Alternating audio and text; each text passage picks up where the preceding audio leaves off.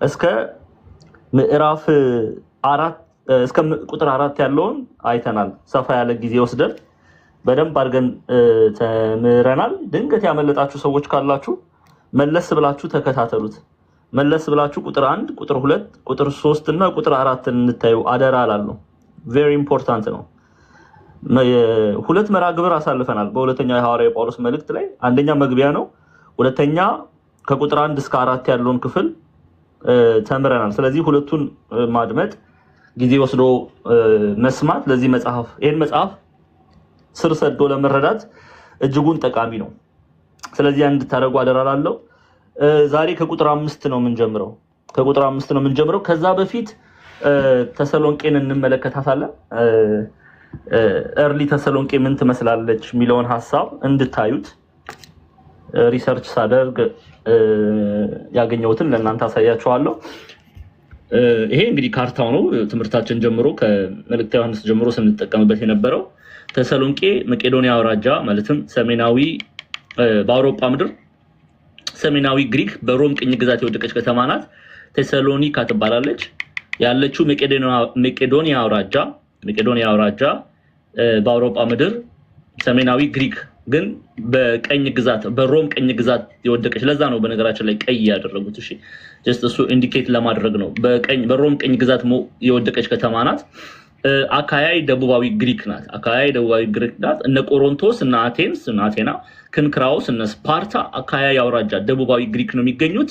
ሰሜናዊ ግሪክ መቄዶንያ፣ እነ ተሰሎንቄ፣ እነ አጶሎኒያ፣ እነ ፊልጵስዩስ፣ እነ ናፖሌ፣ እነ ቤሪያ የሚገኙባት ከተማ ናት።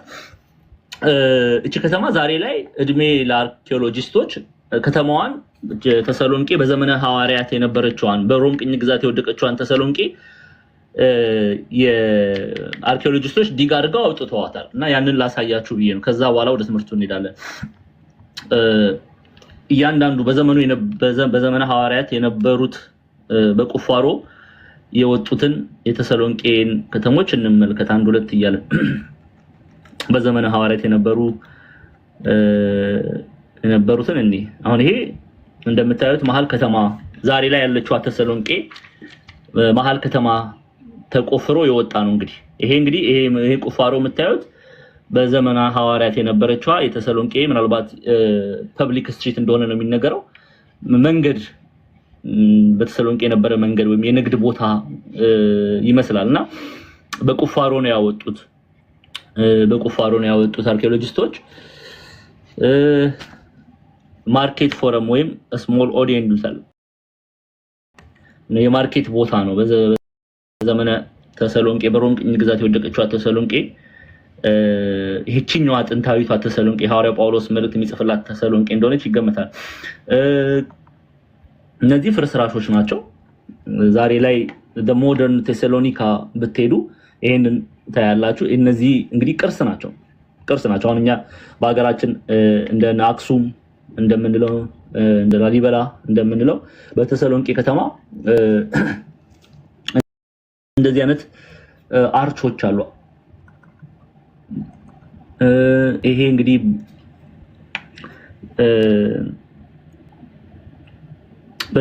ይሄም እንግዲህ ድንጋይ ቁፋሮ ላይ የተገኘ ቅርጻ ቅርጽ ነው። በጥንታዊቷ ተሰሎንቄ የነበረ ቅርጻ ቅርጽ ነው። እንግዲህ እንደዚህ በቅርጻ ቅርጽ የተለያዩ አማልክትን ይቀርጻሉ፣ ነገስታቶቻቸውን ይቀርጻሉ። እንዳልኳችሁ ተሰሎንቄ በጣም የሮም ካልቸር የጸናባት ከተማ ናት። ሮማውያን በሮም ብትሄዱ ዛሬ ላይ በጣም በቃ በየቦታው ቁፋሮ ነው የምታዩት። አርኪኦሎጂስቶች ሲቆፍሩ ነው የምታዩት እና እያንዳንዱ ቦታ ላይ ጥንታዊቷን ሮም አውጥተዋታል ቆፍረው እና በጣም የተለያየ ቅርጽ ጣዖታትን አማልክቶቻቸውን በዘመኑ የነበረውን ይሄ ሮማን ሚቶሎጂ የነበሩትን እየቀረጹ ያወጣሉና ተሰሎንቄ ላይም የሮም ባህል በጣም የተጫናት ከተማ ስለሆነች እንደዚህ አይነት ነገሮች ብዙ ታያላችሁ። በየእንትኑ ላይ በአርች ላይ እንደዚህ በቅርጻ ቅርጽ እያደረጉ ነገስታቶቻቸውን ጣዖታቸውን በእንደዚህ መልኩ ይቀርጹ ነበር።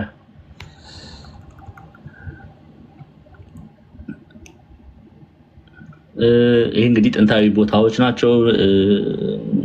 እነዚህ እንግዲህ የጥንታዊቷን ሮም የጥንታዊቷን ተሰሎንቄ ለማሳየት ነው።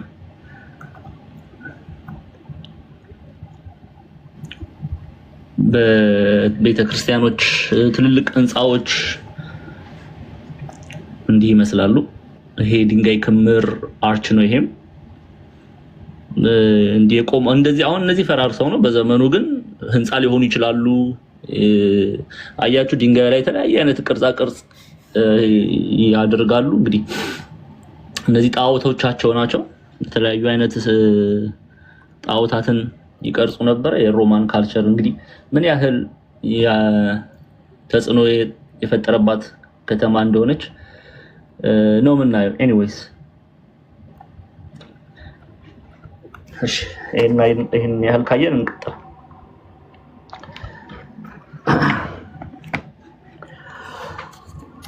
እሺ ተሰሎንቄ እንግዲህ እቺ ትመስላለች። ያው ዛሬ እንግዲህ ምዕራፍ 1ን እንጨርሳለን። ቁጥር 5 ምዕራፍ 1 ቁጥር 5 ጀምሮ ነው የምንሄደው ማለት ነው። ሐዋርያው ቅዱስ ጳውሎስ እንግዲህ ተሰሎንቄን ስናጠና ያየነው ክፍል አለ። በተሰሎንቄ ያሉ ክርስቲያኖች ምን እየደረሰባቸው ነው? መከራ እየደረሰባቸው ነው። ፈተና እየደረሰባቸው ነው። እጅ ተጭኖባቸዋል። ክፉ አይሁዳውያን፣ ክፉ ሮማውያን፣ ስራ ፈት የሆኑ ሰዎች፣ ስራ የሌላቸው ሰዎች ኦኬ ሉቃስ እንደነገረን በክርስቲያኖች ላይ መከራ ያጸኑ እንደነበረ አይተናል። ሐዋርያት ሥራ ምዕራፍ 17 ላይ ይሄን ክፍል አይተናል። አሁን ሐዋርያው ቅዱስ ጳውሎስ ምዕራፍ 1 ይሄን ያነሳል። መከራ እየደረሰባቸው እንደሆነ ሪኮግናይዝ ያደርጋል እና እንዲህ ይላቸዋል። እያጽናናቸው ነው፣ እያበረታቸው ነው። እንዲህ ይላል ቁጥር 5 ላይ ስለ እርሱ ደግሞ መከራ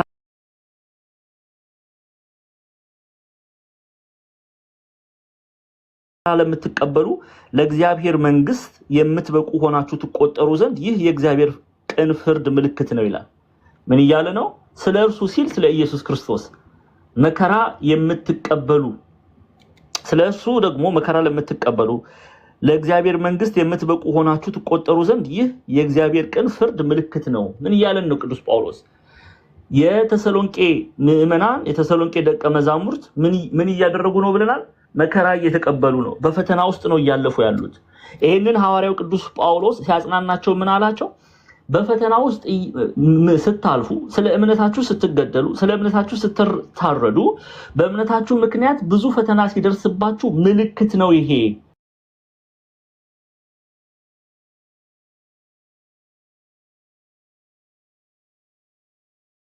ስትገደሉ፣ ስለ ስሙ ሰማዕትነት ስትቀበሉ ይሄ ምልክት ነው። የእግዚአብሔር መንግስት ወራሾች እንደሆናችሁ የሚያሳይ ምልክት ነው። ስለዚህ በዚህ አትደነቁ።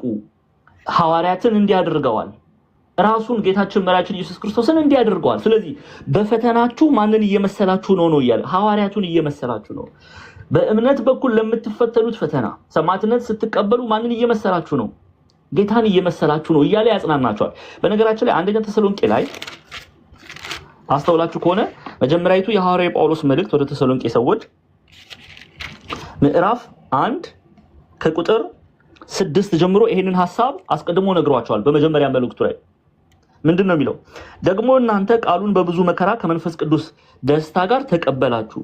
ቃሉን ሲል ወንጌልን ይላሉ ኢትዮጵያ ሊቃውንት። ወንጌልን በብዙ መከራ ተቀበላችሁ፣ በብዙ ፈተና ተቀበላችሁ፣ እጅ ተጭኖባችሁ ተቀበላችሁ። ኦኬ እሺ። ደግሞ እናንተ ቃሉን በብዙ መከራ ከመንፈስ ቅዱስ ደስታ ጋር ተቀበላችሁ። ከመንፈስ ቅዱስ ደስታ ጋር ሲል ጸጋ እግዚአብሔር ይበልጣል ከሚደርስብኝ መከራ፣ ኦኬ፣ ከሚደርስብኝ ግርፋት፣ ከሚደርስብኝ ዝርፊያ፣ ከሚደርስብኝ ሰማዕትነት፣ ሞት የእግዚአብሔር ጸጋ ይበልጣል።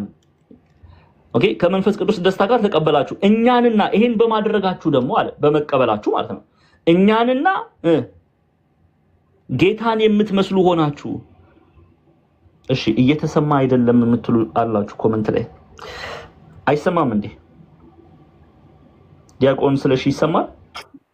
ይሰማል መምህር። ከታች ላሉት ከሆነ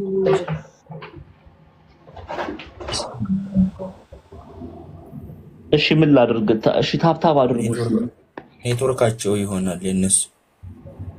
እሺ ታብታብ አድርጉ። እሺ ህብረት እኮ ቢኖረን የት እንትን ማለት ይሰማል? እሺ መቅዲ እስቲ ንገሪኝ፣ አንዳችሁ ንገሩኝ። አይሰማም የምትሉ አላችሁ? ንገሩኝ፣ ይሰማል ወይ? ግዴታ እኔ እዚህ ስናገር ግዴታ መስማት አለባችሁ። ትምህርት አይደል እንዴ?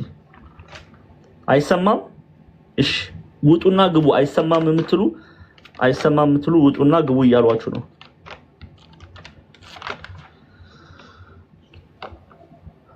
እሺ ታብታብ አድርጉ። ግን እየተማራችሁ ታብታብ አድርጉ።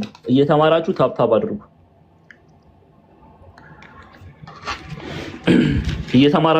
አድርጉ። እሺ እንቀጥል። አይሰማም የምትሉ እኔን ሐሳብ ስለሚሰርቅ እባካችሁን ከትምህርቱ ውጪ ሌላ ኮሜንት አትጻፉ። ወጣችሁ ግቡ። በተቻለ መጠን ኮሜንት ላይ እኔ እያስተማርኩ የኔ ዋናው መሻቴ እናንተ ቃሉን እንድትሰሙ ነውና ሐሳቤ ይወሰዳል። ለዛ ነው ቼክ አድርጉ የራሳችሁን እየወጣችሁ እየገባችሁ ፕሊዝ። እሺ እንቀጥል። በመጀመሪያው የሐዋርያው ጳውሎስ መልእክት ወደ ተሰሎንቄ ሰዎች ምዕራፍ 1 ላይ ምን ብሏቸዋል? ተመልከቱ። ደግሞ እናንተ ቃሉን በብዙ መከራ ከመንፈስ ቅዱስ ደስታ ጋር ተቀበላችሁ። ከመንፈስ ቅዱስ ደስታ ጋር ተቀበላችሁ ሲል ይላሉ ኢትዮጵያውያን ሊቃውንት፣ የአዲስ ኪዳን ትርጓሜ መምህራን ምን ማለት ነው ቢሉ ጸጋ እግዚአብሔር ይበልጣል። ከሚደርስብን መከራ፣ ከሚደርስብን ግርፋት፣ ከሚደርስብን ዝርፊያ፣ ከሚደርስብን ሞት የእግዚአብሔር ልጅ ተብሎ መጠራት በክርስቶስ ኢየሱስ ማመን ይበልጣል እያላችሁ ከመንፈስ ቅዱስ ደስታ ጋር ተቀበላችሁ። እኛንና አለ ቅዱስ ጳውሎስ እኛንና ጌታን፣ እኛን ሲል ሐዋርያትን ጨምሮ ነው።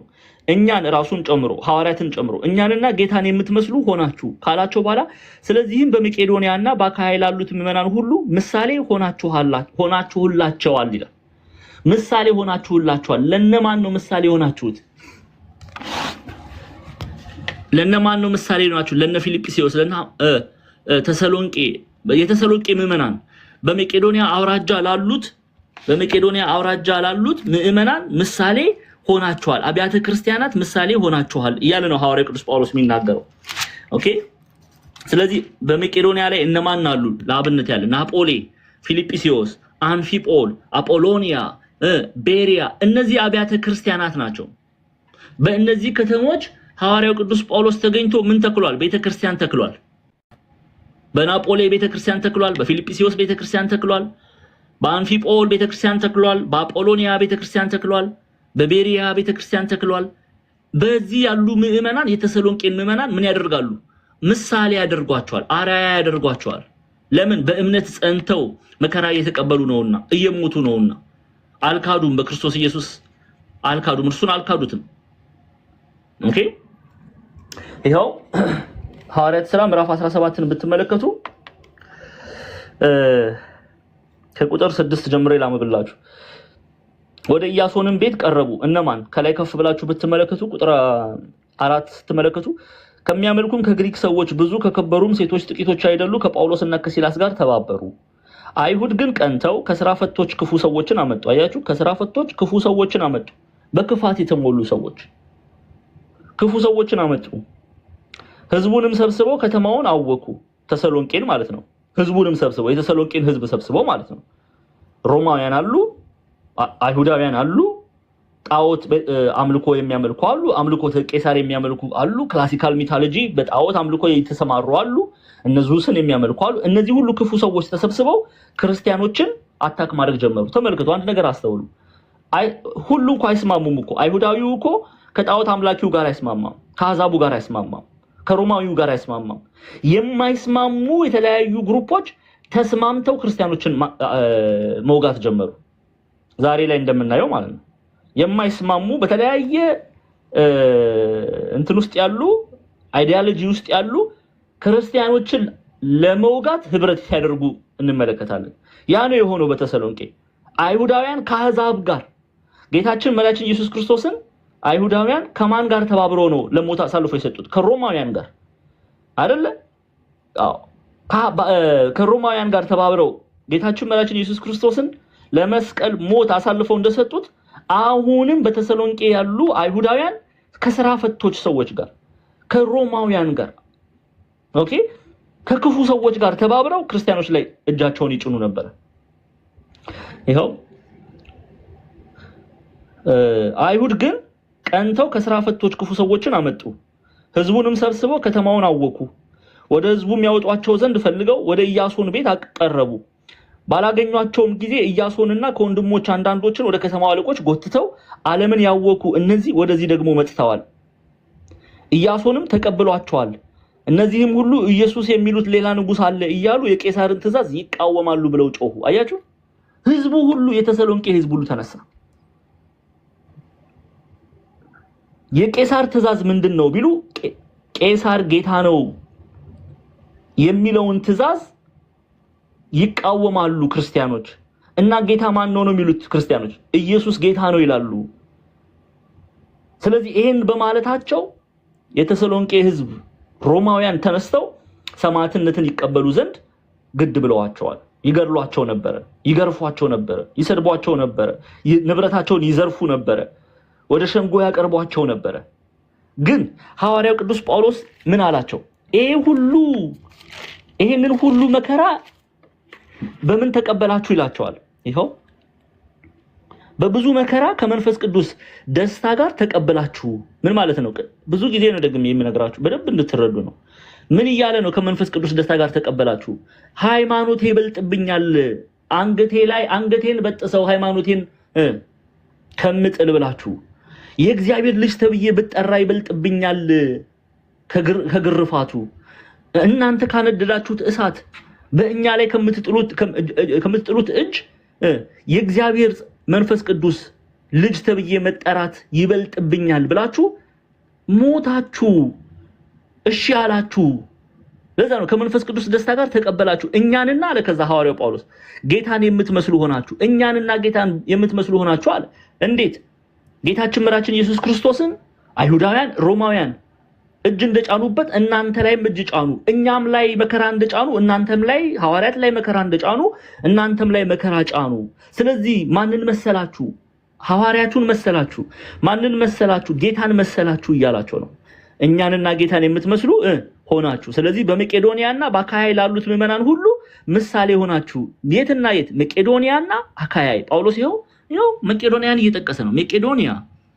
መቄዶንያ ይባላል። መቄዶንያ ተብሎ ፕሮናውንስ ይደረጋል። ችግር የለም። እኛ ኢትዮጵያውያን አካያይ፣ ሰሜናዊ ግሪክ፣ ደቡባዊ ግሪክ፣ አውሮፓ ምድር ላይ ምሳሌ ሆናችሁ። ስለዚህ ሁለተኛ ተሰሎንቄ ላይ አሁን ጥናታችን እሱ ነውና ሁለተኛይቱ የሐዋርያው ጳውሎስ መልእክት ወደ ተሰሎንቄ ሰዎችን ስናጠና ቁጥር 5 ላይ ይሄንን ሐሳብ ነው ጳውሎስ የሚያነሳው። ስለርሱ ደግሞ መከራ ለምትቀበሉ ለእግዚአብሔር መንግስት የምትበቁ ሆናችሁ ትቆጠሩ ዘንድ ይህ የእግዚአብሔር ቅን ፍርድ ነው። የእግዚአብሔር ቅን ፍርድ ምልክት ነው ይላል። ምን ይያለን ነው? ስለርሱ ግን መከራ ለምትቀበሉ ማለትም ለተሰሎንቄ ምዕመናን ለእግዚአብሔር መንግስት የምትበቁ ሆናችሁ ትቆጠሩ ዘንድ ይህ የእግዚአብሔር ቅን ፍርድ ምልክት ነው። መከራ በመቀበላችሁ አይክፋችሁ። የእግዚአብሔር መንግስት ወራሾች መሆናችሁ የሚገለጥበት ምልክታችሁ ነው። ሲገድሏችሁ የእግዚአብሔር መንግስት ወራሾች እንደሆናችሁ ልታውቁ ይገባል፣ ምልክታችሁ ነው እያላችሁ ነው። ኦኬ፣ እስቲ አንድምታ ትርጓሜያችንን እንመልከት። የቤተክርስቲያናችን አንድምታ ትርጓሜ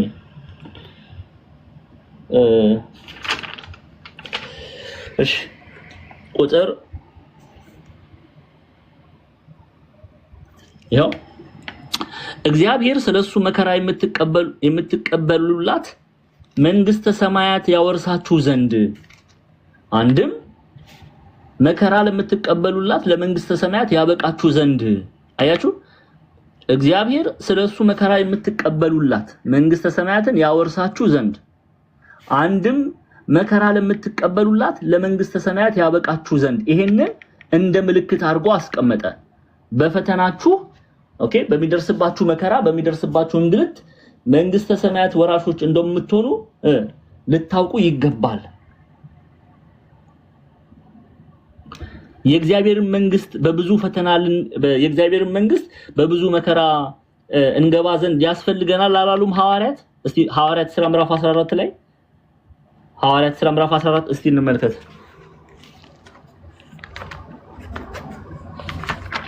ሐዋርያት ሥራ ምዕራፍ 14 ቁጥር 22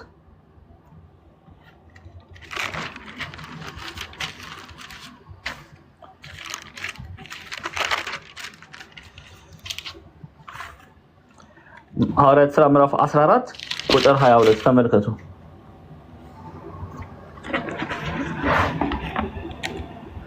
ቁጥር 22 ወደ እግዚአብሔር መንግስት በብዙ መከራ እንገባ ዘንድ ያስፈልገናል። ደግመንና ሙሉን እናንብበው ሐሳቡን ለመረዳት።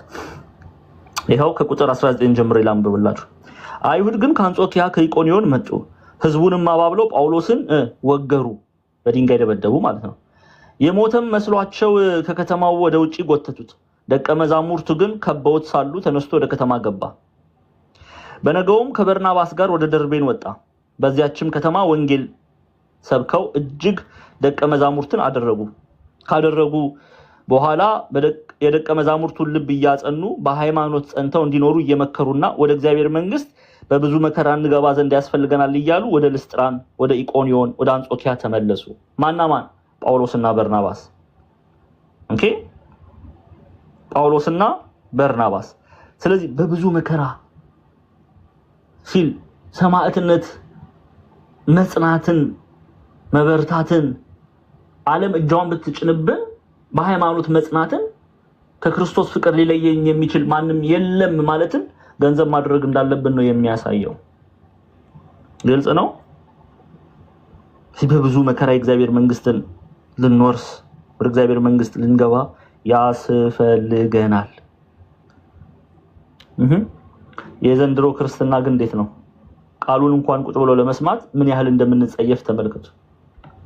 የእግዚአብሔርን ቃል ቁጭ ብሎ እንኳን ለመስማት የቀደሙት ሐዋርያት በድንጋይ ሲደበደቡ፣ በድንጋይ ሲወገሩ፣ የቀደሙት ምዕመናን ደቀ መዛሙርት ዋጋ እየከፈሉ በምን አይነት የእምነት ጽናት ውስጥ እንዳለፉ ተመልከቱ።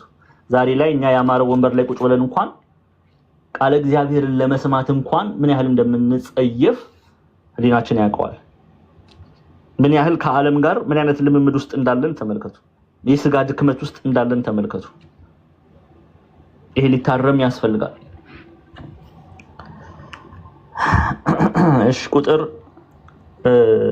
6 ጌታ ኢየሱስ ከስልጣኑ መላእክት ጋር ከሰማይ በእሳት ነበልባል ሲገለጥ መከራን ለሚያሳዩአችሁ መከራን ለምትቀበሉ ከኛ ጋር እረፍትን ብድራትን አድርጎ እንዲመልስ በእግዚአብሔር ፊት በእርግጥ ጽድቅ ነውና ይላል። አሁን ደግሞ ተመልከቱ። በውስጣችሁ ሳሉት፣ በህሊናችሁ ውስጥ ሳሉት ምን ያህል መከራ እያለፉ ነው? በምን ያህል መከራ ውስጥ እያለፉ ነው የተሰሎንቄ ምዕመናን? አያችሁ፣ እግዚአብሔር ይፈርዳል እያላቸው ነው። እግዚአብሔር መከራ ለሚጭኑባችሁ መከራ ለሚጭኑባችሁ ይፈርዳል። በክብሩ በተገለጠ ጊዜ፣ ከቅዱሳን መላእክቱ ጋር በተገለጠ ጊዜ በእናንተ ላይ እጅ በሚጭኑ እናንተን በሚያሳድዱ እናንተ ላይ ክፉ በሚናገሩ ሰዎች ላይ በእርሱ በማያምኑት ላይ ምን ያደርጋል እያለ ነው? ይፈርዳል።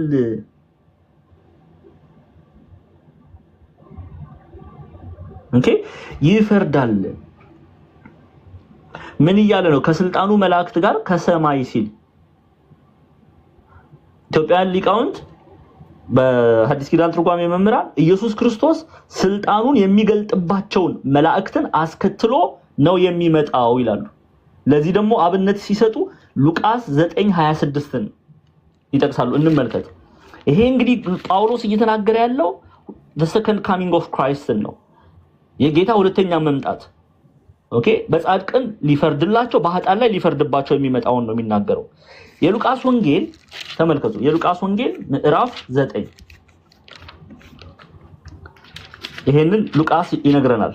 ሉቃስ 9 ከቁጥር 26 አደረልኳችሁ። ይሄው በክብሩ ሲመጣ ይሄው ከቁጥር 23 ጀምሮ ላንብበው። ለሁሉም እንዲህ አላቸው፣ በኋላዬ ሊመጣ የሚወድ ቢኖር ራሱን ይካድ፣ መስቀሉን ዕለት ዕለት ተሸክሞ ይከተለኝ። ነፍሱን ሊያድን የሚወድ ሁሉ ያጠፋታልና፣ ስለኔ ነፍሱን የሚያጠፋ ሁሉ ግን እርሱ ያድናታል። ሰው ዓለሙን ሁሉ አትርፎ ራሱን ቢያጠፋ ወይም ቢያጎድል ምን ይጠቅመዋል? በእኔና በቃሌ የሚያፍር ሁሉ የሰው ልጅ በክብሩ የሰው ልጅ የሚለው ማንን ነው? ራሱ ኢየሱስ ክርስቶስን ነው። የእናታችን የቅድስት ድንግል ማርያም ልጅ ስለሆነ ገላትያ ምዕራፍ 4 ቁጥር 4 ላይ ሐዋርያው ቅዱስ ጳውሎስ ከማን የተወለደ ነው የሚለው? እኛ እንደ መናፍቃኑ ከሰማይ ስጋ ይዞ መጣ አንልም። እኛ መስሎ ተመላለሰ አንልም። የእናታችን የቅድስት ድንግል ማርያምን ስጋ ነሳ ነው የምንለው። ይሄ ጥንቃቄ የሐዋርያት ትምህርት ነው። ይሄ የሰው ልጅ ሲል የእናታችን የቅድስት ድንግል ማርያም ልጅ መሆኑን እየጠቀሰ ነው። ለዚህ ነው ገላትያ ምዕራፍ 4 ቁጥር 4 ላይ ሐዋርያው ቅዱስ ጳውሎስ ከሴት የተወለደ ይለዋል። ሴት የሚላት እናታችን ቅድስት ድንግል ማርያምን ነው። ስለዚህ የሰው ልጅ በክብሩ አያችሁ፣ በምኑ በክብሩ በአባቱና በቅዱሳን መላእክት ክብርም ሲመጣ በእርሱ ያፍርበታል። እውነት እላችኋለሁ በዚህ ከሚቆሙት ሰዎች እግዚአብሔር መንግስት እስኪያዩ ድረስ ሞትን የማይቀምሱ አንዳንድ አሉ አለ። እሺ ብቻ በክብሩ ሲመጣ በኃጥአን ላይ እንደሚፈርድባቸው የሚገልጽ ክፍል ነው። ሁላችንም በክርስቶስ የፍርድ ወንበር እንገለጣለን። ሁለት ነው ፍርዱ፣ 3 አይደለም፣ 4 አይደለም፣ 5 አይደለም። ፍርዱ ሁለት ነው። ወይ ይፈረድልናል ወይ ይፈረድብናል። ኑ የአባቴ ብሩካን ዓለም ከተዘጋጀ ጀምሮ የተዘጋጀላችሁን የእግዚአብሔርን መንግስት ውረሱ የሚለውን ቃል ወይ እንሰማለን ወይ አላውቃችሁም የሚለውን ቃል እንሰማለን። ኦኬ አሁን ቅዱስ ጳውሎስ እየተናገረ ያለው ይሄንን ነው። ምንድነው እያለ ያለው? ጌታ ኢየሱስ ከስልጣኑ መላእክት ጋር ከሰማይ በእሳት ነበልባል ሲገለጥ መከራን ለሚያሳዩአችሁ መከራን ማለትም ለኃጥአን ይፈርድባቸዋል እያለ ነው። ሚዩት አድርጉ ሱላማጢስ። በኃጥአን ላይ ይፈርዳል እያለ ነው።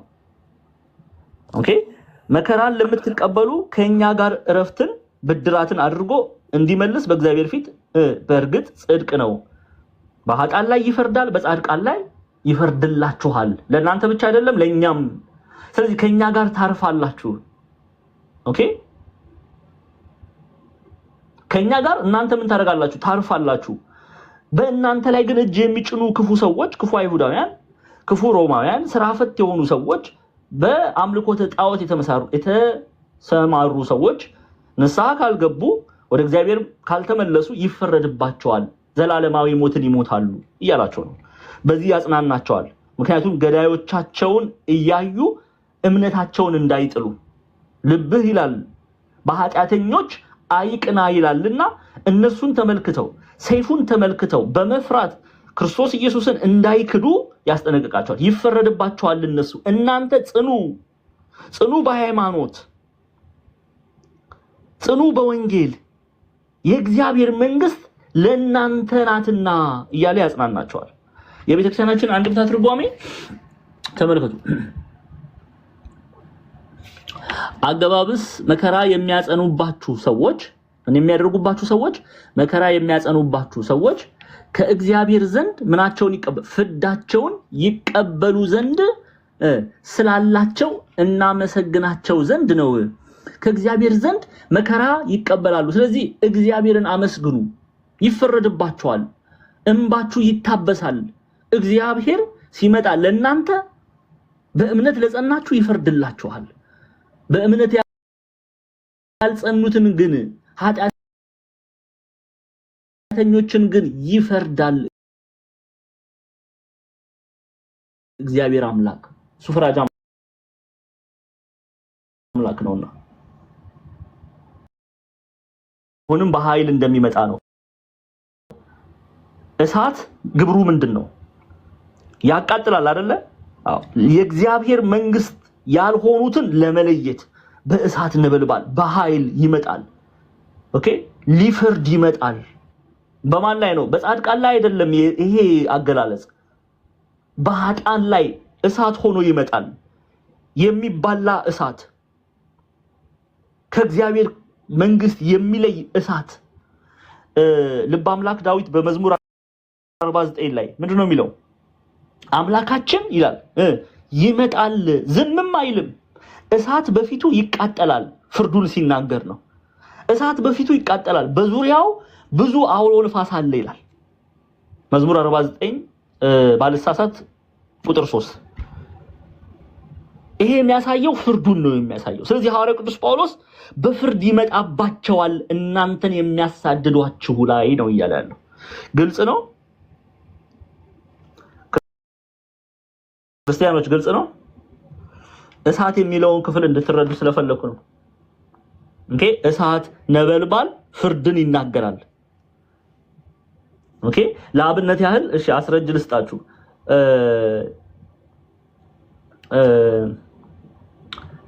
ሁለተኛ የሐዋርያት ሥራ ምዕራፍ 10ን እንመልከት። የሐዋርያት ሥራ ምዕራፍ 10 ቁጥር 42 አንዴ ሐዋርያት ሥራ ምዕራፍ 10 ቁጥር 42 እሺ ነበልባል እሳት ፍርድን ይናገራል። ቁጥር 42 ይኸው ባልሳሳት 42 ለሕዝብም እንድንሰብክና ይላሉ ሐዋርያት ናቸው። ስሙ ለሕዝብም እንድንሰብክና በሕያዋንና በሙታን ሊፈርድ በእግዚአብሔር የተወሰነ እርሱ እንደሆነ እንመሰክር ዘንድ አዘዘን። ማንን ነው? ክርስቶስን። በሕያዋንና በሙታን ላይ የሚፈርደው ኢየሱስ ክርስቶስ እንደሆነ እንሰብካችሁ ዘንድ አዘዘን። ስለዚህ እግዚአብሔር አምላክ በእሳት ነበልባል ሲባል በኃጥአን ላይ የሚያቃጥለው እሳት፣ ኃጥአንን የሚያቃጥለው እሳት፣ ኃጥአንን ከጻድቃን የሚለየው ነበልባል ያ ፍርድን ያሳያል ይላሉ ኢትዮጵያ ሊቃውንት። ነበልባሉ ፍርድን ያሳያል። ስለዚህ ይፈርድባቸዋል እያለ ነው ሐዋርያው ቅዱስ ጳውሎስ። ይፈርድባቸዋል እያለ ነው። እሺ ሰዓታችን ለመጠበቅ እንቀጥል። አይ ቲንክ ሐሳቡ ግልጽ ነው አይደል? በቂ ተረድታችኋል ክርስቲያኖች? እሺ ልቀጥል። ለምን ዝም እንደምትሉኝ ግን አልገባኝም። ተናገሩ እንጂ እኮ ሪካርድ ላይ የሁሉም ድምጽ ሲገባ ይረብሻል። ኦኬ ታዲያ አሳውቁኝ። እሺ ሪካርድ ለካ እየተደረገ ነው። በሉ እንቀጥል። ይቅርታ ሪካርድ የምታደርጉ ሰዎች ቁጥር 8 ላይ ነው ያለሁት። 6 እና 7ን አይተናል። ከኛ ጋር መከራ ለምትቀበሉ የሚለውን እንመልከት አንዴ። አይ ቲንክ ቁጥር 7ን አይተናል። መከራ ለምትቀበሉ ከኛ ጋር እረፍትን፣ ይሄን ደግሞ ምን ማለት ከኛ ጋር እረፍትን ብድራትን አድርጎ እንዲመልስ በእግዚአብሔር ፊት በእርግጥ ጽድቅ ነውና። አሁን የኃጥአንን ተናገረ። ጻድቃን ደግሞ ጌታችን እጅጉን የሚጓጉት ፍርሃት የለም በእነሱ ዘንድ።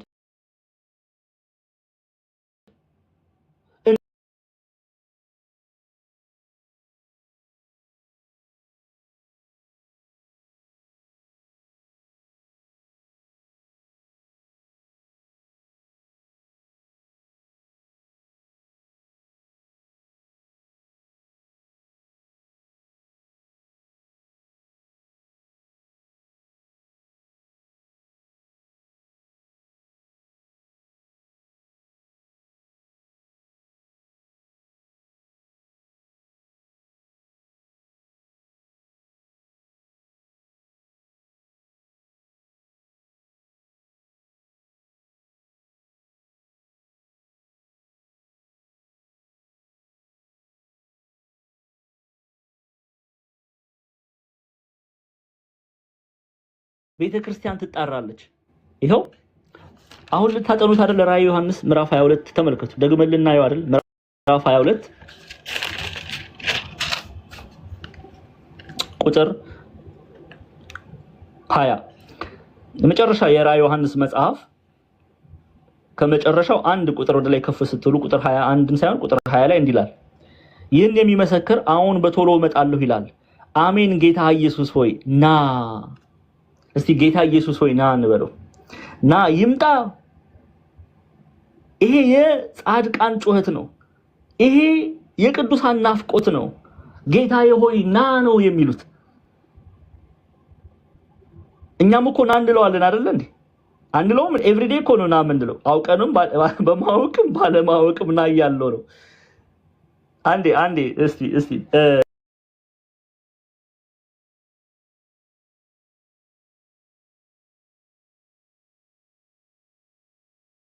ይላል ብዬ ተስፋ አደርጋለሁ። ስሙት። አባታችን ሆይ በሰማያት የምትኖር ስምህ ይቀደስ፣ መንግስትህ ትምጣ። ሰማችሁ?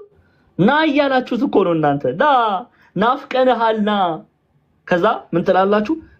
ኧረ እንዳይመጣ ሳልዘጋጅ ደግሞ ይላል። ና እያለ እየጸለየ ማለት አናስተውለውም። ጸሎቱን ራሱ ተመልከቱ። የቅዱሳን ጸሎት ነው። ና የቤተ ክርስቲያን ድምጽ ነው። ና ትለዋለች፣ ትናፍቀዋለች ክርስቶስን። ና ጌታዬ ኢየሱስ ክርስቶስ ሆይ ና።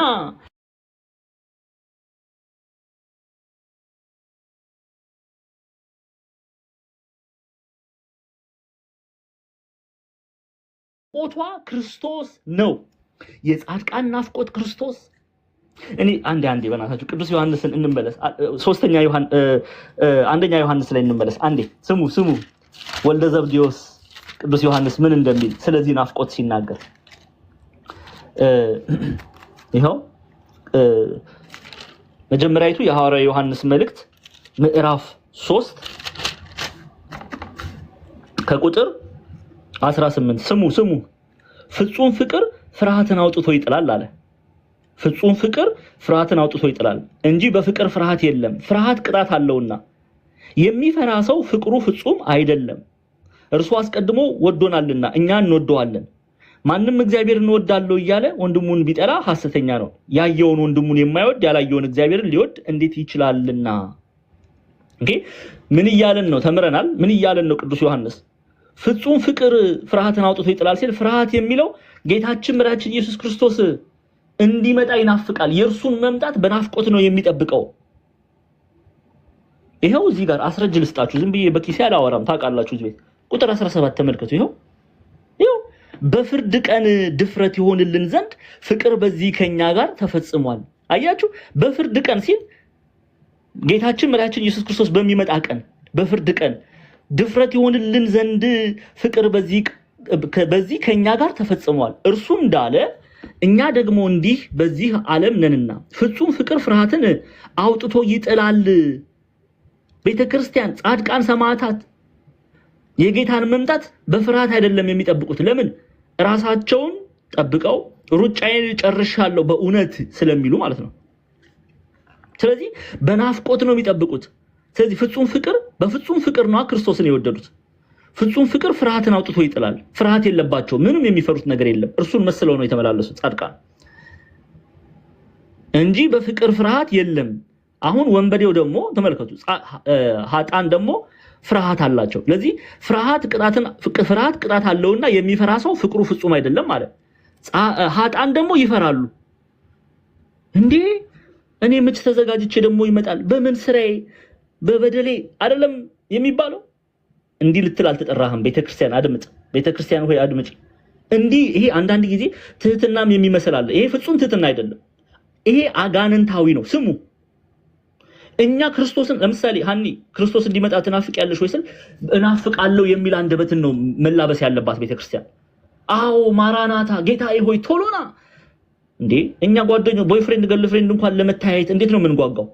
የለም ግን ያሁን ትውልድ ክርስቶስ እንዲመጣ ሚናፍቃለ እንዴ? አለ። አንወሻሽ አለ። ክርስቲያኖች አለን። እንዲያው ነገ ክርስቶስ ይመጣል ቢባል ስንቶቻችን ነው የምንረበሸው?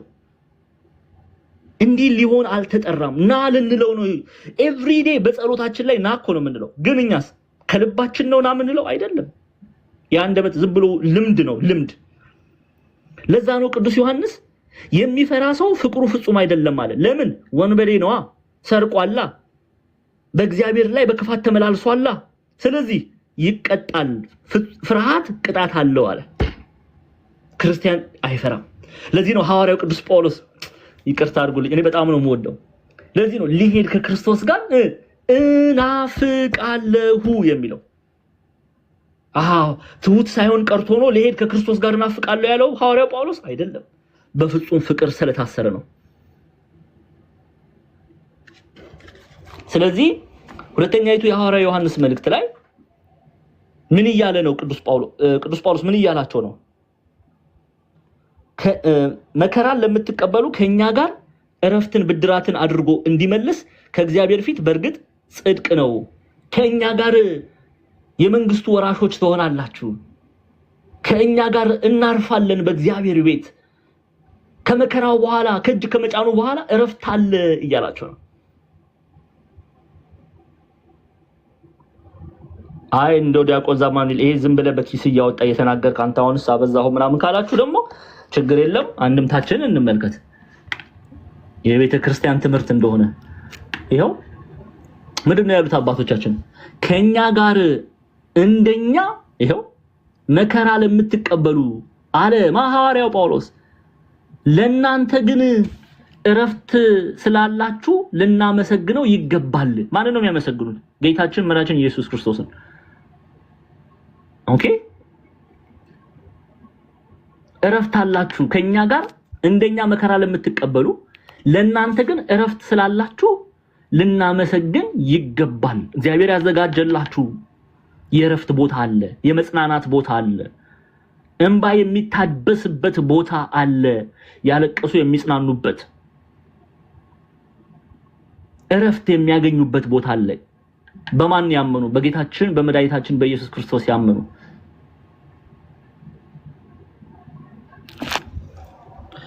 እሺ ያንን እያላቸው ነው። ቁጥር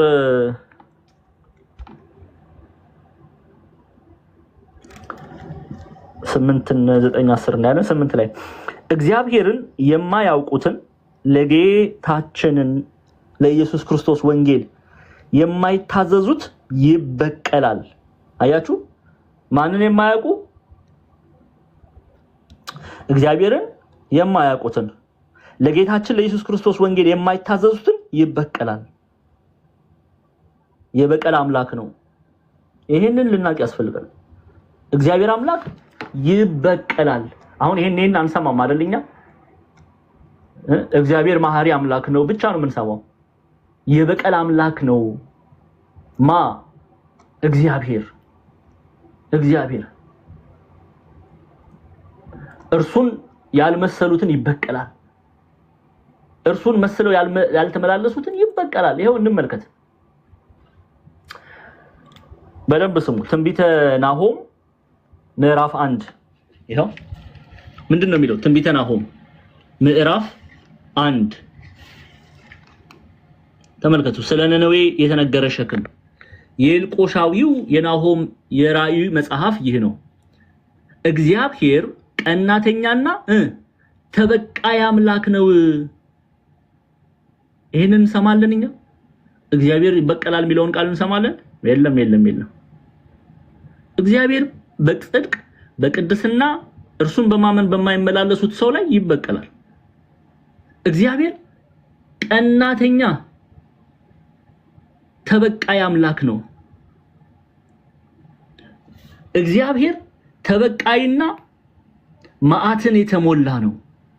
እግዚአብሔር ተቃዋሚዎቹን ይበቀላል፣ ለጠላቶቹም ቁጣን ይጠብቃል ይላል። ለጠላቶቹም ቁጣን ይጠብቃል። ይሄንን ነው ሐዋርያው ጳውሎስ እየተናገረ ያለው። እርሱን ያላመኑ ከቅጣቱ ተካፋይ እንደሚሆኑ ነው የሚናገረው። የእግዚአብሔር ቁጣ እንደሚገለጥባቸው ነው የሚናገረው። ስለዚህ እግዚአብሔር ቀናተኛ ተበቃይ አምላክ ነውና እግዚአብሔር ተበቃይና መዓትን የተሞላ ነው። እግዚአብሔር ተቃዋሚዎቹን ይበቀላል፣ ለጠላቶቹም ቁጣን ይጠብቃል። ይሄን ሲገልጽላቸው ነው ቅዱስ ጳውሎስ ምን አለ? እግዚአብሔር የማያውቁትን ለጌታችንም ለኢየሱስ ክርስቶስ ወንጌል የማይታዘዙትን ይበቀላል። ትንቢተ ናሆም ምዕራፍ 1 ቁጥር 1 2 አንብቡት። እግዚአብሔር ትዕግስተኛ አምላክ ነው። በዛው መጠን ግን በእሱ ላይ የሚያምፁ ከቁጣው ተካፋይ ይሆናሉ። ሲጀምር በኢየሱስ ክርስቶስ የማያምን በትምህርቱ የማይመላለስ አምላክ የለውም። ይሄን ልናቅና ልንረዳ ያስፈልጋል። በዮሐንስ ወንጌል በዮሐንስ መልእክት ሁለተኛ ዮሐንስ መልእክትን እንመልከት። መልእክተ ዮሐንስ ሮምናን ምን ብሎ እንደተናገራት እናስተውል። ሮምናን ምን ብሎ እንደተናገራት ይሄው ሁለተኛይቱ የሐዋርያው ዮሐንስ መልእክት ቁጥር 9 ለሚወጣ ሁሉ በክርስቶስ ትምህርት ለማይኖር ሰው ምን የለውም አለ? አምላክ የለውም። በቃ ምንም የምታመጡት ነገር የለም። በክርስቶስ ትምህርት ለሚኖር አብና ወልድ አሉት። ራሱ ወልድ አለው፣ አብና ወልድ አሉት። እኛ በእግዚአብሔር ለመኖር እግዚአብሔር በእኛ እንዲኖር ምንም አማራጭ የሌለው ኢየሱስ ክርስቶስ በእርሱ አምኖ እርሱን መስሎ መመላለስ ብቻና ብቻ ነው። እና ማህተመ ጋንዲ እንደዛ ሁሉ ሰው ረርቶ አይገባም መንግስተ ሰማያት አይገባም እኔ አላልኩም። አምላክ የለውም ያለ መጽሐፍ ነው። ቅዱስ ዮሐንስን ሄዳችሁ ጠይቁ የምታጉረመርሙ ሰዎች ካላችሁ። የለም ምንም። ይሄንን አስረግጠን በአራት ነጥብ ነው ማህተም ነው የምናደርገው። በቃ በማን አለ ሮምና ነው እንግሊዝ የሚናገራት ስሙ ዮሐንስ ሮምና እሱና ጵሮክሮስ በቤቷ ገብተው ወንጌል ካስተማሯት በኋላ ወደ እግዚአብሔር ቃል ካመጧት በኋላ ሐሰተኞችን ተቀብላ በቤቷ እንዳትቀበል እንዳታሳድር ማለትም ከትምህርታቸው ጋር ትብብር እንዳታረግ በሚመክራት አውድ ላይ ነው ይሄንን የተናገረ። ተጠንቀቂ ሮምና። ይሄው ምንድነው ሙሉ ደሞዝን እንድትቀበሉ እንጂ የሰራችሁትን እንዳታጠፉ ለራሳችሁ ተጠንቀቁ ይላል። መልካም መንገድ ጀምረሻል እርምጃሽ ግን ባጭር እንዳይቀር ሐሰተኞችን ተቀብለሽ ከእምነት ወጥተሽ ሙሉ የሆነውን ደሞዝ እንዳታጪ ተጠንቀቂ ሲል ለሚወጣ ሁሉ በክርስቶስም ትምህርት ለሚኖር ሰው አምላክ የለውም። በክርስቶስ ትምህርት ለሚኖር ግን ማን አሉት አብና ወልድ አሉት ይላል። አብ ወልድ መንፈስ ቅዱስ በእኛ የሚያድሩት እኛ በእነርሱ የምንሆነው እግዚአብሔር በእኛ እኛ በእግዚአብሔር የምንሆነው በክርስቶስ ትምህርት ስንጸና ነው። ሌላ ምንም ነገር የለም። ሌላ ነገር ምንም የለም። በጣዖት አምልኮ አምላክ አለኝ ብሎ መናገር አይቻልም። እነ አርጤምስን እያመኑ እግዚአብሔርን አመልካለሁ ማለት አይቻልም። ኢየሱስ ክርስቶስ ይባላል ስሙ። በልባችን ላይ እናትመው።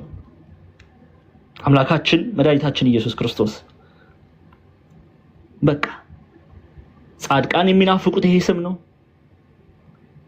ታምር ቢያደርጉ በዚህ ስም ነው። ምንጩ የታምሩ ባለቤት እርሱ ነው። ይሄ ነው የቤተክርስቲያን ንጹህ ትምህርት። ስለዚህ ምን አላቸው ቅዱስ ጳውሎስ? እግዚአብሔርን የማያውቁትን ለጌታችንም ለኢየሱስ ክርስቶስ ወንጌል የማይታዘዙትን ይበቀላል።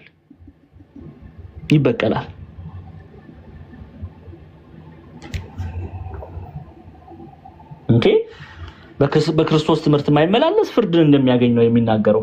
ኦኬ ቁጥር ቶሎ እያልኩ ነው የሚሄደው ያው መጨረስ ስላለብን ዛሬ። እሺ ኦኬ እዛው ቁጥር 8 እና 9 እና 10 እንመልከት። በዚያም ቀን በቅዱሳኑ ሊከብር ምስክርነታችንንም አምናችኋልና በሚያምኑት ሁሉ ዘንድ ሊገረም ሲመጣ ከጌታ ፊት ከኃይሉም ክብር ርቀው በዘላለም ጥፋት ይቀጣሉ። እነማን? ኃጥአን። በዚያም ቀን የሚለው በፍርድ ቀን ተብሎ ይተረጎማል። በዚያም ቀን በቅዱሳኑ ሊከብር ምስክርነታችንንም አምናችኋልና በሚያምኑት ሁሉ ዘንድ ሊገረም ሲመጣ ከጌታ ፊት ከኃይሉም ክብር ርቀው በዘላለም ይቀጣሉ ይላል። በቅዱሳኑ ማለት ይላሉ የቤተክርስቲያናችን ትርጓሜ መምህራን፣ በቅዱሳኑ ማለት በመላእክት ሊመሰገን ምስክርነታችንንም አምናችኋልና ማለት ስለ ኢየሱስ ክርስቶስ የመሰከርነውን ምስክርነት ተቀብላችኋል፣ የሰበክነውን ወንጌል ሰምታችኋል፣ አምናችኋል ማለት ነው ይላሉ አባቶቻችን። ከዛስ በሚያምኑት ዘንድ ሊገረም ይመጣል ማለት ምን ማለት ነው? አስፈሪ በሆነ በአምላክነቱ ተገልጦ በምዕመናን አንደበት ሊመሰገን ሲመጣ ማለት ነው ብሎ ሊቃውንቱ ያስቀምጡታል። እውነት አይደል? እንዴት አይደል? ቤተክርስቲያን የተመሰረተችው በማን ትምህርት ላይ ነው? በሐዋርያቱ ትምህርት አይደል እንዴ? እስቲ እንመልከትሽ። ዝም ብዬ አስረጅ ልስጣችሁ። መጽሐፍ ጥቅስ እያየን አይደል? እንመልከትሽ።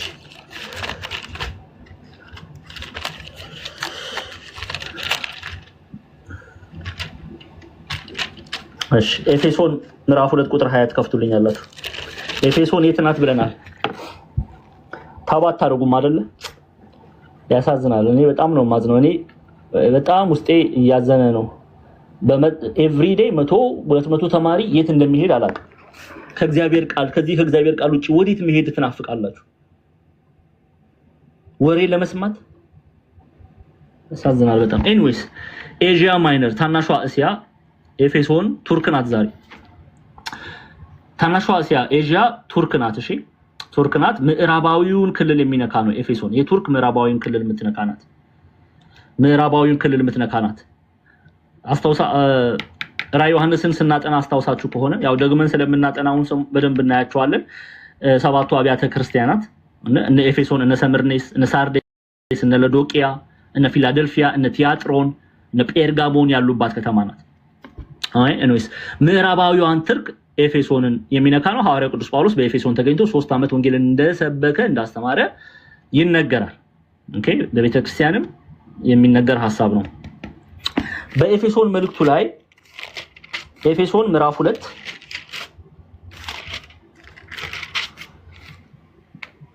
ከገላትያ በኋላ ታገኙታላችሁ። ኤፌሶንን አንዳንድ መክፈቱ ቶሎ እንድትከፍቱ የሐዋርያው ጳውሎስ መልእክት ወደ ኤፌሶን ሰዎች ተምረናል። ምዕራፍ 2 ቁጥር 20 እሺ ይሄው ምን አለ ሐዋርያው ቅዱስ ጳውሎስ? ቤተክርስቲያን በምንድን ነው የተመሰረተችው? በባልቴት ወሬ አይደለም። በማን ነው የተመሰረተችው? ባለጊቶች ተረት ስስቃላል ዲያቆን ስለሽ ሳቅ አንተ እውነቴን እኮ ነው። በማን ነው የተመሰረተችው? በሐዋርያትና በነቢያት መሰረት ላይ ታንጻችኋል። የማዕዘኑ ራስ ድንጋይ ክርስቶስ ኢየሱስ ነው። ቤተክርስቲያን እኔና እናንተ የታነጽ ነው በሐዋርያትና በነቢያት መሰረት ላይ ነው። በሐዋርያትና በነቢያት መሰረት ላይ ለዚህ ነው ሐዋርያው ቅዱስ ጳውሎስ ምን አለ? በዚያን ቀን በቅዱሳኑ ሊከብር ምስክርነታችንም አለ።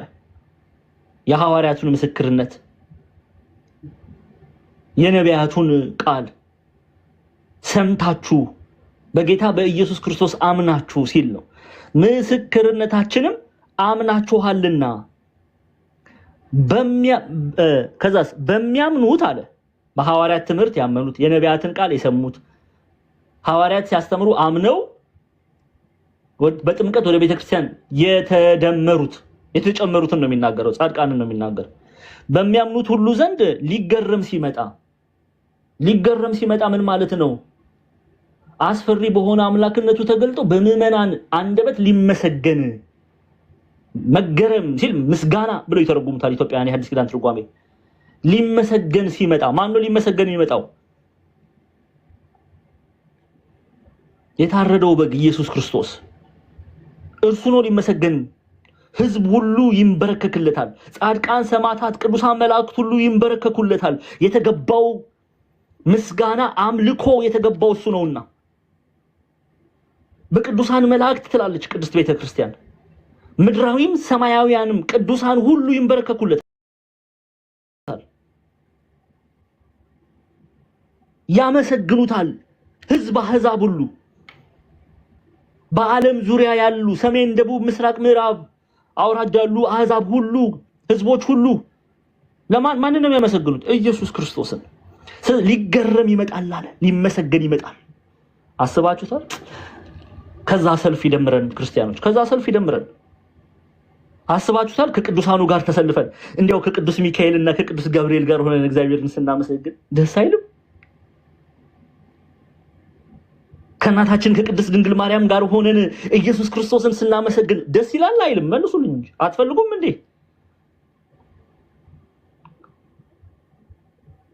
ከዚህ በላይ ምን ደስታ አለ? ስለዚህ ይገረማል፣ ሊገረም ይመጣል ሲል ሊመሰገን ይመጣል ይላሉ አባቶቻችን። እሺ በዚያን ቀን በቅዱሳኑ ሊከብር ምስክርነታችንም አምናችኋልና በሚያምኑት ሁሉ ዘንድ ሊገረም ሲመጣ በሐዋርያት ትምህርት በነቢያት ምስክርነት ቃል አምነው ክርስቶስ ኢየሱስን የተቀበሉ ሕዝቦች ሲያመሰግኑት ማለት ነው። ሊገረም ሲመጣ ከጌታ ፊት ኦኬ በሚያምኑት ሁሉ ዘንድ ሊገረም ሲመጣ ከጌታ ፊት ከኃይሉም ክብር ርቀው ለዘላለም ጥፋት ይቀጣሉ። እነዚህ ደግሞ የሚቀጡት እነማን ናቸው? ያላመኑ ሐዋርያቱን ያሳደዱ ነቢያቱን የገደሉ ኢየሱስ ክርስቶስን ቤዛ አድርገው ያልተቀበሉ አዳኝ አድርገው ያልተቀበሉ ክርስቶስ መሲህ አድርገው ያልተቀበሉ ዓለምን ለማዳን ቀቢ የማያስፈልገው የተቀባ ሿሚ የማያስፈልገው የተሾመ እንደሆነ ያላመኑ እነሱ ይፈረድባቸዋል። ያመኑት ደግሞ ኢየሱስ ክርስቶስ ሊገረምባቸው ይመጣል ሲል በእነርሱ ሊመሰገን ይመጣል እያለ ነው ጳውሎስ። ሊመሰገን ይመጣል። እናመሰግነዋለን። ቅዱስ ቅዱስ ቅዱስ እያለን እናመሰግነዋለን።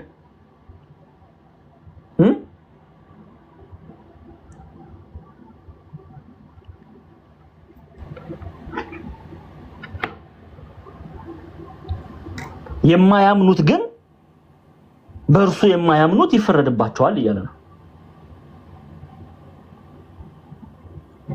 ተመልከቱ። ወንጌልን እነማን ናቸው የሚፈረዱበት? ወንጌልን በማይቀበሉ እግዚአብሔርን በማያውቁ ሰዎች ነደ እሳትን ይፈርድባቸዋል። ማለትም እሳት ፍርድን ነበልባሉ ፍርድን ይናገራል ብያቸዋል። ይፈርድባቸዋል። ኦኬ ይፈርድባቸው ዘንድ አንድም በመጽሐቱ ይቀበሉም ወንጌልን የማይቀበሉትን እግዚአብሔርን የማያውቁትን ሰዎች ነደ እሳት በመሆን በነደ እሳትነት ይገጥማቸው ዘንድ ይመጣል። ምንድነው ነደ እሳት? ይፈርድባቸዋል፣ በፍርድ ይፈርድባቸዋል። እሳት የሚፈርደው በኃጥአን ላይ አይደለም፣ በጻድቃን ላይ አይደለም፣ በኃጥአን ላይ ነው። በነበልባል እሳት የተገለጠ ፍርዱ የሚገለጠው በኃጥአን ላይ ነው፣ በጻድቃን ላይ አይደለም።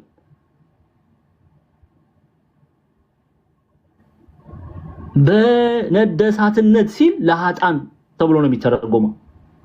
ዝም ብሎ ያልሆነ ትርጉም ወስደን ለጻድቃን እንዳንሰጥ። ጻድቃንማ ይናፍቁታል። ለምን? ይፈረድላቸዋልና።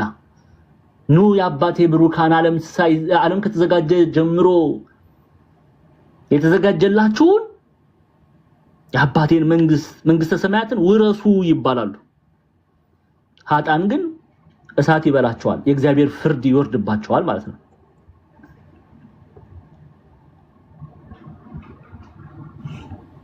ያው ከእግዚአብሔር ባለሟልነት የዘላለም መነቀል ይመጣባቸዋል። ከምን? ከእግዚአብሔር ባለሟልነት የዘላለም መነቀል ይመጣባቸዋል።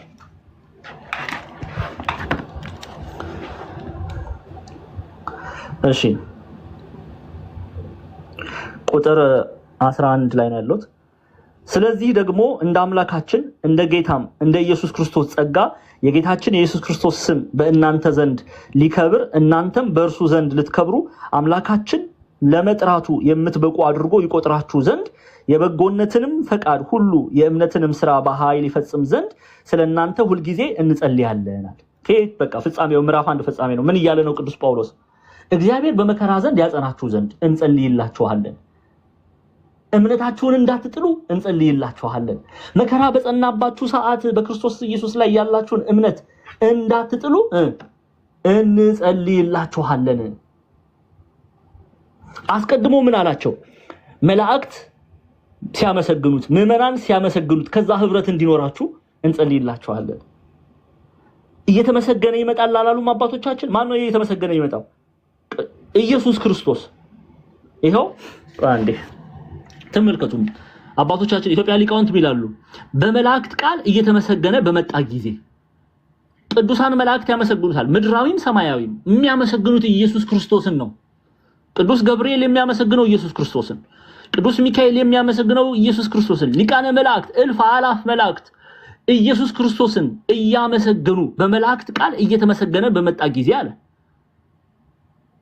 ከዛስ በሚያምኑት መላእክት ብቻ ነው እንደሚያመሰግኑት ደግሞ የሚያምኑ ምዕመናን ይላሉ አባቶቻችን። ይሄው እያነበባችሁ የቤተክርስቲያን ትምህርት ነው። በሚያምኑት ምዕመናን በክርስቶስ ኢየሱስ የሚያምኑ ደቀ መዝሙር ወይም የዚያ መንገድ ሰዎች ይባላሉ፣ ክርስቲያኖች ተብለው ይጠራሉ። በሚያምኑት በምዕመናን ቃል እየተመሰገነ በመጣ ጊዜ መነቀል ይመጣባቸዋል። መነቀል የሚመጣባቸው ኃጥአን ናቸው እንጂ ጻድቃን አይደሉም። ስለዚህም አለ ሐዋርያው ቅዱስ ጳውሎስ ሁልጊዜ ስለናንተ እጸልያለሁ። ለምንድን ነው የሚጸልየው? ከዚህ ህብረት ይቀላቀሉ ዘንድ እምነታቸውን እንዳይጥሉ።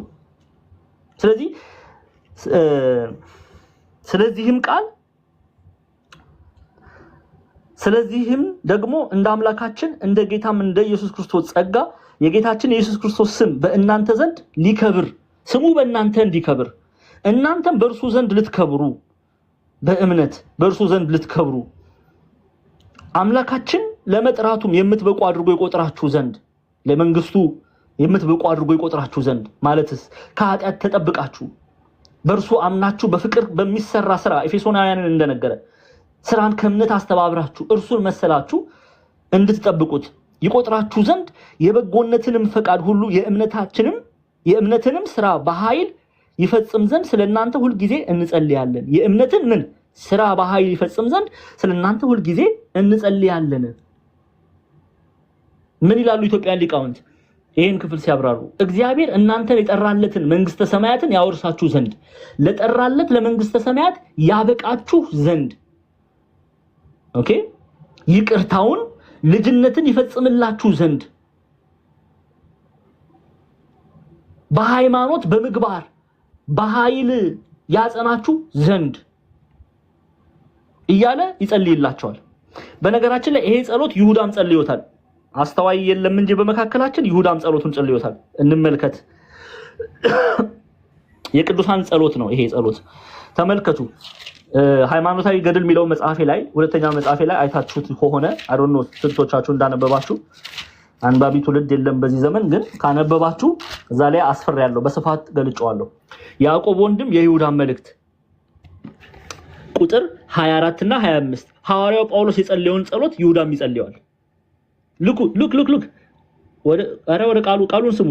ሳትሰናከሉም እንዲጠብቃችሁ በክብሩም ፊት በደስታ ነውር የሌላችሁ አድርጎ እንዲያቆማችሁ ለሚችለው ብቻውን ለሆነ ኢየሱስ ክርስቶስ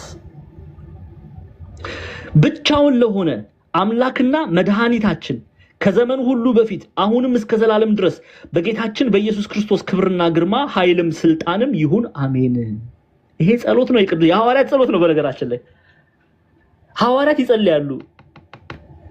ሮምና ሱላማጢስ፣ ዲያቆን ስለሺ፣ ሰሎሜ ሌሎቻችሁም እንዳትሰናክሉ በኃጢአት እንዳትወድቁ በቅድስና እንድትጸኑ እስከ ጌታ መምጣት ፍርድ ጊዜ እርሱን መሰላችሁ እንድትመላለሱ ይጸልያሉ። ይሄው ይሁዳ ጸለየ፣ ጳውሎስ ጸለየ። ታዲያ ምን እንፈልጋለን? ቤተክርስቲያን ለዚህ ነው ጸሎት ያደርጋሉ ቅዱሳን። እኛ ለሐዋርያት፣ ሐዋርያት ለኛ ይጸልያሉ። ጸልዩ ለአገልጋዮች። ለዛ ነው ይሄው ጳውሎስ ይጸልይ ደግሞ ተመልከቱ። ስለዚህም ደግሞ እንደ አምላካችን እንደ ጌታም እንደ ኢየሱስ ክርስቶስ ጸጋ የጌታችን ኢየሱስ ክርስቶስ ስም በእናንተ ዘንድ ሊከብር እናንተም በእርሱ ዘንድ ልትከብሩ አምላካችን በመጥራቱ የምትበቀሉ ለመጥራቱ የምትበቁ አድርጎ ይቆጥራችሁ ዘንድ የበጎነትን ፈቃድ ይህ የእምነትን ስራ በኃይል ይፈጽም ዘንድ ስለናንተ ሁሉ ጊዜ እንጸልያለን ይላል።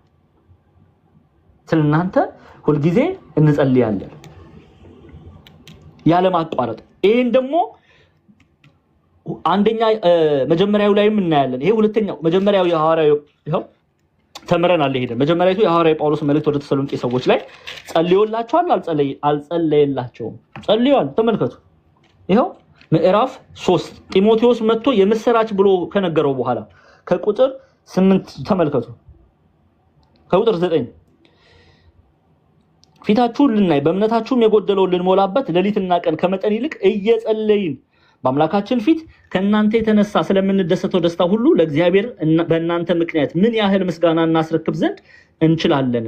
አምላካችንን አባታችንን ራሱ ጌታችን ኢየሱስ ክርስቶስ ወደ እናንተ መንገዳችንን ያቅና። ጌታችን ኢየሱስ ክርስቶስ ከቅዱሳኑ ሁሉ ጋር ሲመጣ በአምላካችን በአባታችን ፊት በቅድስና ነቀፋ የሌለበት አድርጎ ልባችሁን ያጸና ዘንድ እኛ ደግሞ ለእናንተ እንደምንሆን ጌታ እርስ በርሳችሁ ያላችሁን ለሁሉም የሚሆን ፍቅራችሁን ያብዛ ይጨምርም ይላል።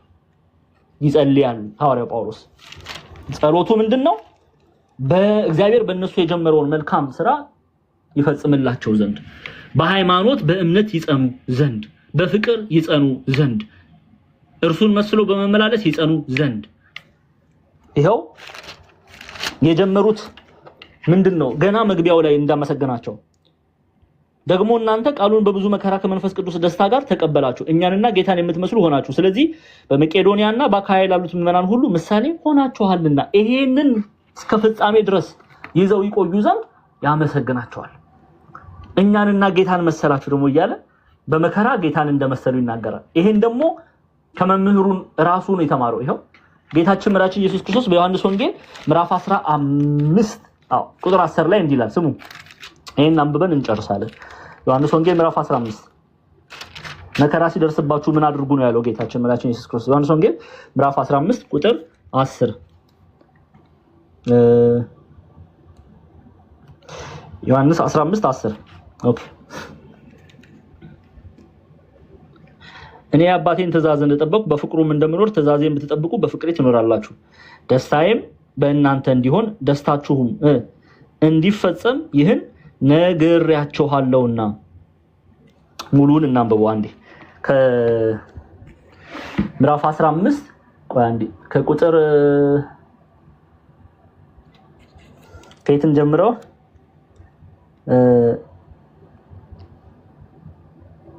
ከቁጥር 5 እንጀምር። እኔ የወይን ግንድ ነኝ፣ እናንተም ቅርንጫፎች ናችሁ። ያለ እኔ ምንም ልታደርጉ አትችሉም። በእኔ የሚኖር እኔም በእርሱ እርሱም ብዙ ፍሬ ያፈራል። በእኔ የማይኖር ቢሆን እንደ ቅርንጫፉ ወደ ውጭ ይጣላል፣ ይደርቃል። እነርሱም ሰብስበው ወደ እሳት ይጥሏቸዋል፣ ያቃጥሉማቸዋል። በእኔ ብትኖሩ ቃሎቼም በእናንተ ቢኖር የምትወዱትን ሁሉ ለምኑ ይሆንላችኋል። ብዙ ፍሬ ብታፈሩ ደቀ መዛሙርቴ ብትሆኑ በዚህ አባቴ ይከብራል። አያችሁ፣ በዚህ አባቴ ይከብራል። አብ እንደወደደኝ እኔም ደግሞ ወደድኳችሁ። በፍቅሬ ኑሩ። እኔ የአባቴን ትእዛዝ እንደጠበቅኩ በፍቅሩም እንደምኖር ትእዛዜን ብትጠብቁ በፍቅሬም ትኖራላችሁ። ደስታዬም በእናንተ እንዲሆን ደስታችሁም እንዲፈጸም ይህን ነግሬያችኋለሁና። ስለዚህ እስከ ፍጻሜ ድረስ ይዛችሁ ቆዩ ይላችኋል ጳውሎስ። ጸንታችሁ ቆዩ። ስለዚህ ጳውሎስ ስለ ተሰሎንቄ ቤተክርስቲያን ይጸልያል ማለት ነው። ሲጸልይ ነው የምናየው የምዕራፍ 1 ፍጻሜ ላይ። ኦኬ፣ ያው አባቶቻችን የቤተክርስቲያናችን ትርጓሜ የጌታችን ኢየሱስ ክርስቶስ ስሙ በእናንተ ይመሰገን ዘንድ እናንተም በሱ አምናችሁ ጸንታችሁ ትኖሩ ዘንድ እንደ ጌታችን እንደ ኢየሱስ ክርስቶስ ቸርነት መጠን እናንተም ከሱ ጋር ተዋህዳችሁ ትኖሩ ዘንድ እሱም በእናንተ አድሮ ይኖር ዘንድ እያለ ይጸልይላቸዋል። የሐዋርያው ቅዱስ ጳውሎስ የጸሎት ክፍል ነው የምናየው። ኦኬ፣ ስለዚህ ሁለተኛው የሐዋርያው ጳውሎስ መልእክት ሁለተኛው የሐዋርያው የቅዱስ ጳውሎስ መልእክት ወደ ተሰሎንቄ ሰዎች ምዕራፍ 1 ጨርሰናል ማለት ነው። ኦኬ፣ ምዕራፍ 1 መግቢያውን አይተናል። 3 ክፍለ ጊዜ ወስደን በደንብ አይተናል። እግዚአብሔር ቢፈቅድ ቢረዳን የሚቀጥለው ሳምንት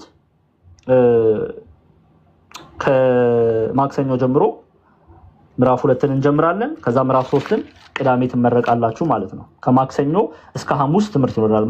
ማክሰኞና አክቹሊ ከሰኞ እንጀምራለን፣ ምክንያቱም ጊዜ እንዳይቋረጥ ጊዜ እንትን እንዳይል። ሰኞና ማክሰኞ ምዕራፍ 2ን እንማራለን። ምዕራፍ 3ን ረቡዕና ሐሙስ ከዛ ቅዳሜ ትመረቃላችሁ። አርብ ትምህርት የለንም ቤተክርስቲያን አገልግሎት ስላለኝና ይሄንን እንድታውቁ አደራላለሁ። ያስተማረን የገሰጸን የቅዱሳን አባቶቻችን አምላክ ጌታችን አምላካችን አባታችን መድኃኒታችን ኢየሱስ ክርስቶስ ስሙ ከአጥናፍ እስከ አጥናፍ የከበረ የተመሰገነ ይሁን። እጅጉን የምንወዳት እናታችን ቅድስት ድንግል ማርያም ጸሎቷ ምልጃዋ ከኔና ከእናንተ ጋር ይሁን።